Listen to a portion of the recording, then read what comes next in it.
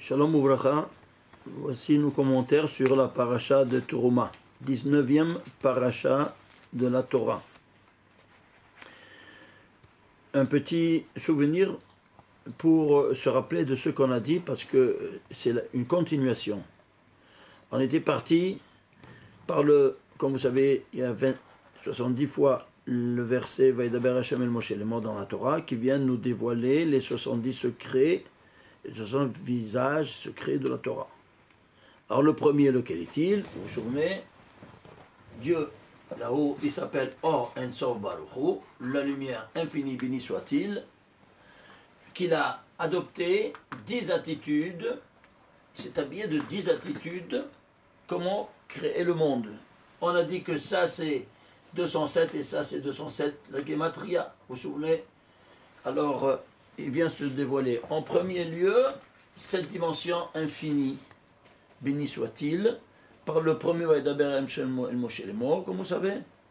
Il dit à Paro, on ne s'occupe pas nous de ce qu'il dit dans les mots, Pachat Ekotanti, des habits du récit matériel. Et qu'est-ce que tu comprends?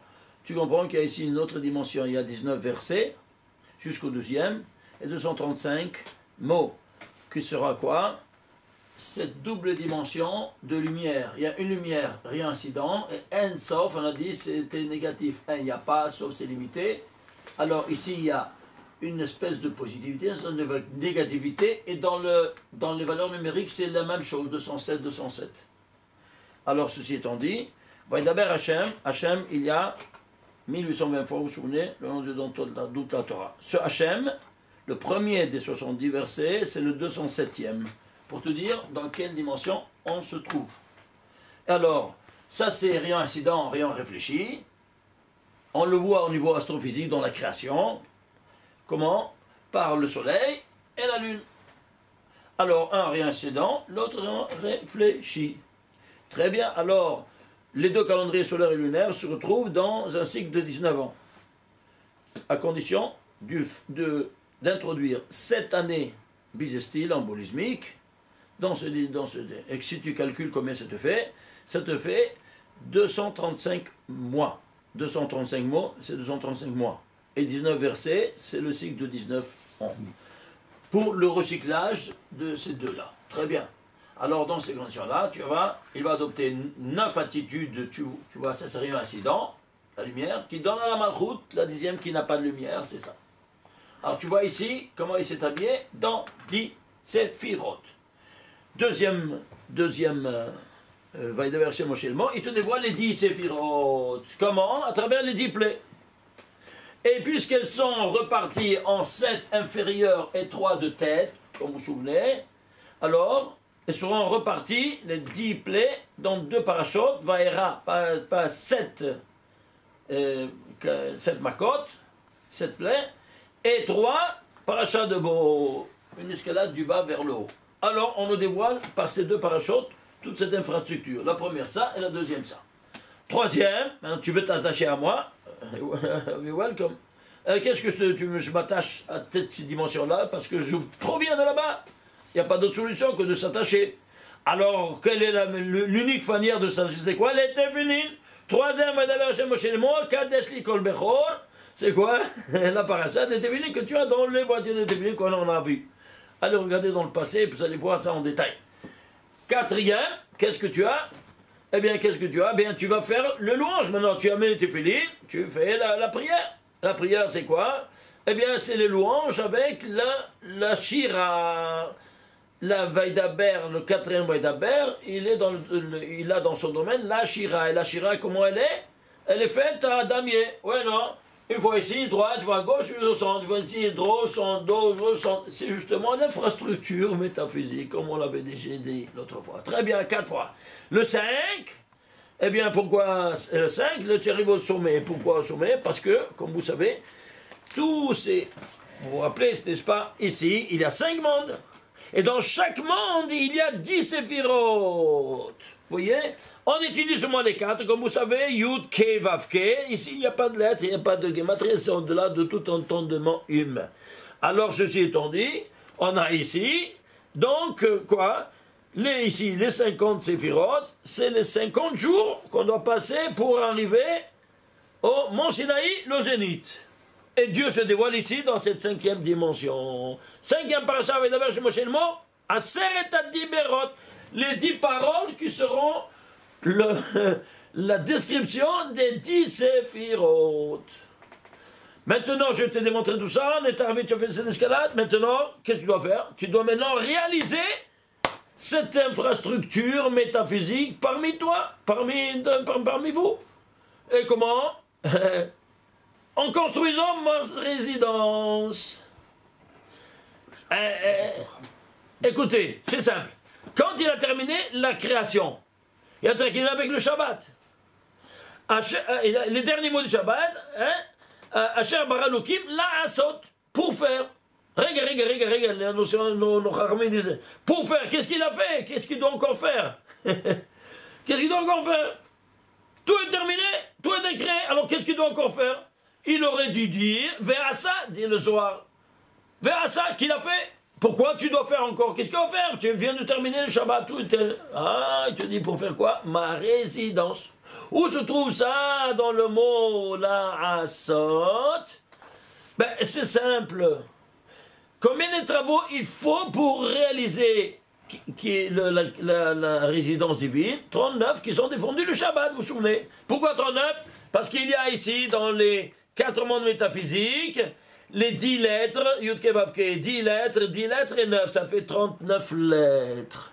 Alors maintenant, tu vas réaliser cette résidence de 39 lettres. Alors, c'est pour ça qu'il y a 39 travaux. Chaque lettre, il y a un travail pour matériel qui se cristallise dans la matérialité pour la faire résider parmi nous.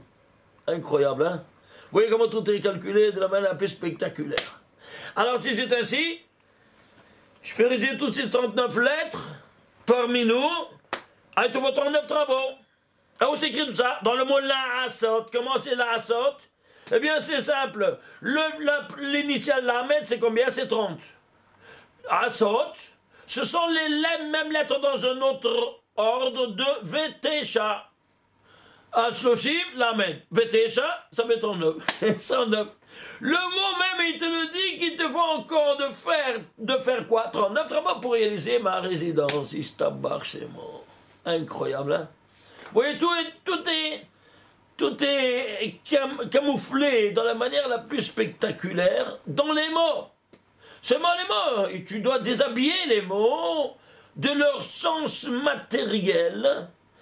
Et comment? En traduisant en valeur numérique, et tu changes l'ordre. Et tu vois maintenant les grands secrets. Qu'est-ce que tu dois faire? Alors, ceci étant dit, maintenant, tout comme il y a eu 5 parachutes, n'est-ce pas? Les 5 parachutes qu'on a vus, qui dévoilent ces cinq mondes.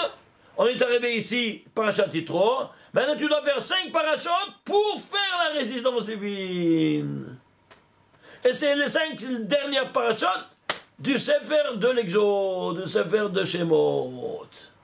Et ça, c'est la première, Terouma, c'est la première des 5. Alors, c'est la première des 5. Alors, on commence maintenant à voir. Qu'est-ce que c'est? Le premier objet à réaliser pour ma résidence, c'est quoi? Eh bien, le trône céleste. C'est quoi? Aaron HaKodesh. Aaron HaKodesh. Regardez ici, l'Aaron HaKodesh. L'arche sainte. Une arche qui est 2,5 par 1,5 par 1,5. Et le couvercle en dessus avec 2 chérubins. Oh là là là là là là.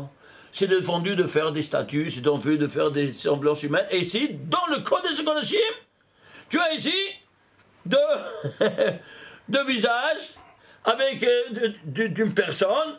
Ici, garçon, ici, fille. Pour te dire qu'il y a la dualité hétérogène. C'est ça qui fait résider la présence divine parmi nous. Vous entendez ça? Et la voix divine, elle montait, elle descendait du ciel, elle passait entre les 2 chérubins, et de là sortait la voix pour nous parler. Pour te dire quoi? Entre la dualité hétérogène réside la Shekhinah. Malheureusement, avec tout ce qu'on est en train de vivre aujourd'hui, avec tout ce Sdom Ve'amora, on n'a plus de common sense. C'est quelque chose de vraiment Hashem Etzilenu, Hashem Etzilenu. Amen. Alors, ceci étant dit, alors on voit à l'intérieur comment elle est faite. Alors, regardez, c'est écrit.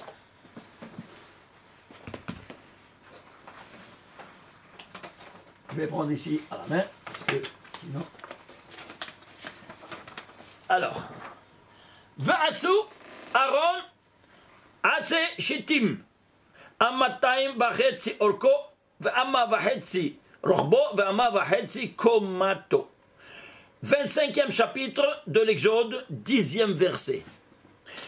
Les choses sont bien claires. Pourquoi 25e chapitre et 10e verset? Qui c'est qui va se mettre en contact avec l'Arche Sainte? Le Kohen Gadol. Oui, très bien. Alors, combien c'est Kohen?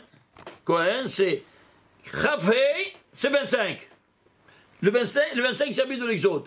Et Nun, c'est les 50 chapitres du Sefer de Bereshit. C'est-à-dire, jusqu'ici, il y a 75 chapitres. Que c'est Gematria Kohen. Et quel verset c'est? Quand tu vas le faire, l'Aaron? Le 10e, pourquoi? Quand est-ce qu'il se met en contact à l'intérieur? Il rentre une seule fois dans toute l'année. Dans le Kodesh Kodashim. Quand? À Yom Kippourim, le 10e jour de Tishrei. Donc, 75 chapitres, 10e verset de la Torah, de ce 75e chapitre. Qu'est-ce qu'il doit? Va'asu Aaron. Il te donne le rendez-vous. Les références même en chapitre, que ce n'est pas une référence que des juifs et des gens non juifs, selon les arguments, selon le pshat. Et que le Chachamim a accepté, parce que le pshat. Vous vous rendez compte? Alors ne viens pas, toi, hein, à me dire, ah, tu as tout programmé, tu as fait selon les calculs, afin que ça tombe juste, ce calcul. Alors maintenant, on pose ici une question. Regardez, ce mot vahetzi, il est dans la longueur, dans la largeur et dans la hauteur. C'est l'unique instrument de tout le Beth Amikdash qu'il est tout à moitié. 2,5 par 1,5 par 1,5. 2,5 par 1,5, hein, et par 1,5 de profondeur. C'est-à-dire quoi? Il est à moitié. Ah, c'est à la moitié. Alors à toi de le compléter. C'est juste ou pas? Comment on le compléter? Ben c'est simple. 1,5 de hauteur. Tu fais le double, ça fait 3. C'est un nombre entier. Très bien. Alors tu as fait ici une arche. Ça c'est l'arche en jaune, c'est l'arche réelle. Et ça c'est virtuel. C'est virtuel. Maintenant, je dois compléter quoi? Ici, c'est-à-dire 2,5, je dois le faire 5. Oui, non? Alors, j'ajoute ici une autre Aaron virtuelle. Ça fait 5. 2,5, ça fait d'ici, ça fait 5. C'est l'entier. Mais ici aussi maintenant, en profondeur, je dois mettre ici une autre arche. Oui, non? Alors, 3. Alors, qu'est-ce que je fais? Je fais une troisième. Voilà. Vous voyez? Oui, mais ça n'est dit que. Regarde combien de trous il y a. Alors, je vais compléter les trous. Il y a 3, alors, virtuels, dans un premier donné. Et 4 autres dans un deuxième donné. Et qu'est-ce que ça te fait? Ça te fait, au lieu de 1,5 par 2,5 par 1,5, ça te fait 3 par 3, 3 par 3 par 5. Et qu'est-ce que ça te fait? 3 par 3, 9 fois 5, 45, Adam. Adam, c'est quoi? Eh bien, c'est le chariot véhiculant la présence divine sur terre. Tu deviens Merkaba la Shekhinah. Ishtabach Shemo. Vous vous rendez compte? Et j'apporte une preuve même de tout ça. Regardez. Faites la guématria de tout ce verset. Tout ce verset, faites la guématria. Ça sort 3094. 3094. Mais je dois prendre les 3 niveaux. Tous les niveaux. Le niveau des tagim. Et le niveau des voyelles. Les tagim, c'est 308. Gematria, la valeur de tous les tagim. Et la valeur des voyelles, 590. Chacun il a sa signification, mais j'ai pas le temps, je dois vous montrer deux dimensions. Alors, le total, au moins, je vous dis ça. Le total, c'est 3992. C'est quoi 3992? C'est exactement 8 fois 499. Ishtabar chez moi. Vous savez c'est quoi? 8. Combien d'arches il y a ici? 1 réel et 7 virtuel. Oui ou non? Ça fait 8. Alors, ici, qu'est-ce qu'on a? 8 fois 499. C'est quoi 499? Ça, on ne dit pas le sol, ne comprend rien de rien. 499, c'est un des 7 noms de Dieu qui s'écrit, mais qui ne s'efface jamais si on se trompe de l'écrire. C'est quoi? Tsevakot. Tsevakot, c'est quoi? La Malchut. Et de quoi on parle? La royauté, le trône céleste en terre, c'est la Malchut. Ishtabar Shemo. Exactement, il te dit tout ça. La valeur numérique qui se dévoile 8 fois dévoilement, parce qu'il y a 8 arches. Une réelle et l'autre virtuelle. Et 7 autres virtuelles. Et quand et de quoi il s'agit? Tsevakot. C'est quoi Tsevakot? C'est la Malchut. Mais qu'est-ce que cela veut dire? Les squières célestes, c'est-à-dire les armées de Dieu. Eh bien, justement, tout ça, c'est l'armée de Dieu. Qui c'est? C'est l'homme. C'est chaque homme qui fait l'armée de Dieu sur terre. L'armée du salut.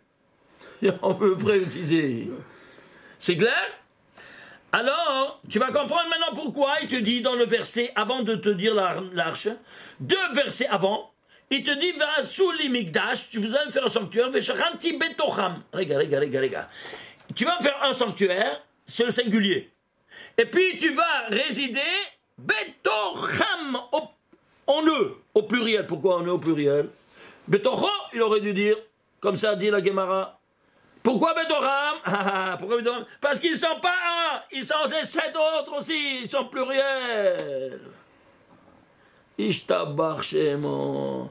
Alors maintenant tu vas comprendre un tas de choses. Quand il rentre dans le Kodesh Kodashim, l'unique fois dans toute l'année, c'est Yom Kippourim, qu'est-ce qu'il va faire? Il va maintenant côtoyer le trône céleste. Et comment il va faire? Il va maintenant apporter le sang du Korban qu'il a fait, et il va éjecter avec le doigt, quoi donc? Un peu de sang en haut, et on va. Echad lemala, vesheba lemata. En haut, je suis là. Et 7 en bas, c'est les 7 virtuels. Vekacha haya omer. Ahat. C'est quoi ahat? Echad lemala, vesheba lemata. Alors, 1 en haut, c'est la bina. Là, voilà la bina. Et les 7 inférieurs, c'est l'enfant. C'est-à-dire, les dérivés deuxièmes, les 7 virtuels. Vekacha yamone, ahad, ahad, ahad. Alors, ahad, c'est quoi? 1, c'est la bina, et l'autre, c'est le chesed. Ahad, veshtaim. Alors, tu fais bina, chesed, gvura. Ahad, veshalosh. Alors, tu dois penser, ahad, veshalosh, chesed, gvura, tiferet. אחד וארבע, חסד גבורה תפארת נסח, 1 ו5, חסד גבורה תפארת נסח עוד, 1 ו6, חסד גבורה תפארת נסח עוד יסוד, 1 ו7, חגתם, השתבח שמו, je dis les initiales. C'est clair. Vous avez compris pourquoi on fait ça? Et quoi? Il fait allusion à ces 7 autres qui sont ici représentés par cette moitié, ici tu l'as en entier. C'est une construction. Une super construction que tu fais en ce moment là à Kippour, parce que tu es en rapport avec les 7 autres virtuels. Qui tu es toi? Ben, le Kohen Gadol, l'élu. Pourquoi il est élu? Ouais, il y a une élection. Dieu a fait des élections, ouais, et il a élu parmi toutes les nations, Am Israël, un peuple de prêtres. Et parmi tous les prêtres, il y avait le Kohen Gadol. Alors regardons les élections. Ici, suivez-moi. Regardez ici. Il y a 3 dimensions. Temps, espace et matière. Oui, non? Au niveau du temps, il y a la base de tout, surtout, ça va en pyramide. La base de tout le temps, c'est quoi? Les 365 jours de l'année. Ensuite, tu montes, Et tu auras 52 Shabbatot. 52 élections de toute l'année, 52 jours de Shabbat. Tu entends? Et ensuite, les fêtes, elles sont moindres. Et puis, la tête de toute la pyramide, c'est Yom Kippourim, Shabbat, Shabbaton. Shabbat au carré. Ça, c'est la pyramide du vecteur temps. Le vecteur espace maintenant. Suivez-moi. Le vecteur espace, qu'est-ce qu'on a? On a ici l'espace. Il y a 100 000 galaxies dans l'espace. Les scientifiques, ils ont fait un calcul grosso modo. Ils ont dit il y a 100 000 galaxies dans l'espace. Top. Admettons, 100 000 galaxies. Parmi tous les 100 000 galaxies, il y a une seule galaxie qui sera élue à résider l'image et ressemblance divine. Parmi toute cette galaxie, il y a un seul, la terre Eretz Israël. Parmi Eretz Israël, élection, Yerushalayim. De tout Yerushalayim, Harabait. De tout Harabait, il y aura 10 cercles concentriques jusqu'au Kodesh Kodashim. Oui, ça va. Ça, c'est le temps. Ça, c'est l'espace. Et maintenant, la matière. La matière, qu'est-ce qu'on a? Vous me suivez? Alors, la matière. On a ici de toute l'humanité. Dieu va élire Noach. Noach va être la deuxième humanité. De la deuxième humanité, il a eu 3 enfants. L'élu, c'est Shem. Shem, c'est qui Shem? Celui qui porte le nom. S'appelle le nom. Quel est le nom? Ça s'appelle déjà le nom de Dieu. De là, les Sémites. Shem, les Sémites. L'antisémite, tu vas contre. C'est antisémite. Et Shem, qu'est-ce qu'il a? Abraham. D'Abraham, il a eu 2 enfants, Israël. Israël, il a eu 2 enfants, Jacob. Jacob, il a eu 12 enfants, les Kohanim. Les chevets de Lévi, avant tout, excusez-moi. Des chevets de Lévi, les Kohanim. Et parmi tous les Kohanim, le Kohen Gadol. Alors, on va relier la tête de ces 3 pyramides. Parce que cette élection-là, elle est dans le temps, dans l'espace et dans la matière. Oui, dans temps, espace et matière. Alors, qu'est-ce que tu as? On va relier ça. Alors, c'est le Kohen Gadol qui rentre dans le Kodesh Kodashim, Ayam Kippourim, c'est l'explosion nucléaire. Dans tout l'univers, elle va animer toute la création universelle de cette sorte. Vous entendez? Ouais. Alors, s'il vous plaît, moi je vais maintenant relier ces 3 centres, oui ou non? Ensemble. Comment je vais faire? Eh bien, je vais prendre cette pyramide, je vais la coucher, je vais la relier à ça. Et cette autre-là, je vais la relier à ça. C'est juste ou pas? Qu'est-ce que ça sort? Regardez ce que ça sort! Je t'embarque chez moi. C'est quoi ça? Hein? C'est le symbole de la radioactivité. Et qu'est-ce que c'est le Kodesh Kodashim, l'Arche Sainte?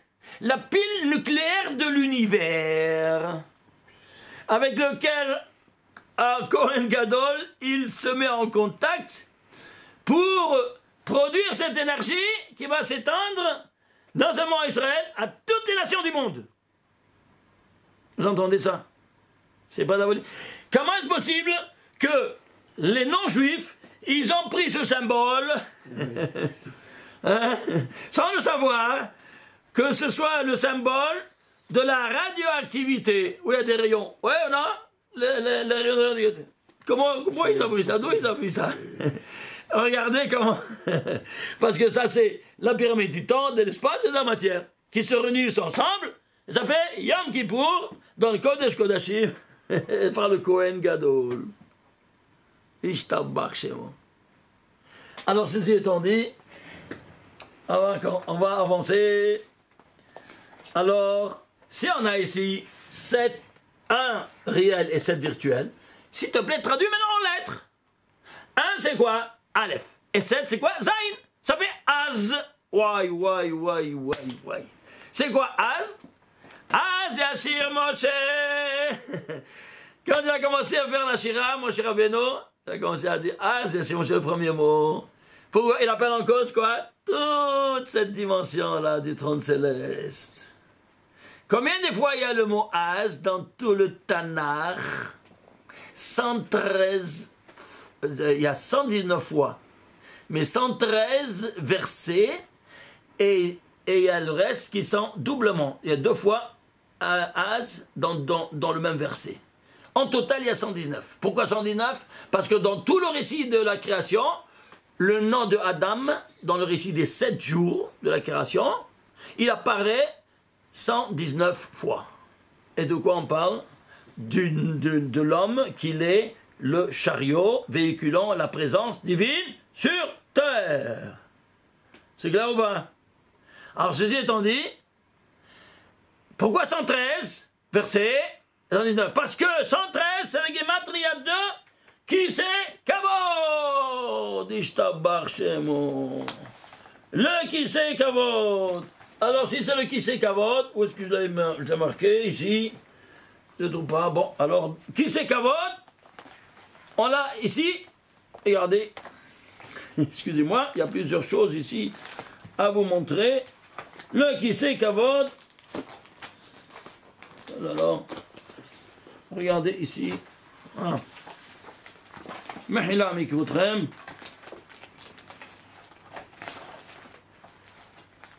Oui, oui, oui. 2 secondes. Arrête. Je vais arrêter.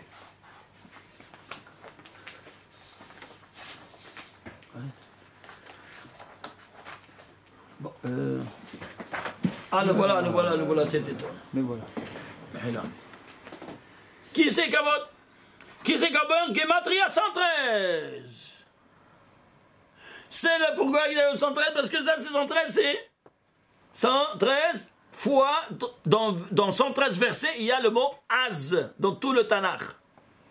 Alors maintenant, 113, je veux prendre le 113e nombre premier.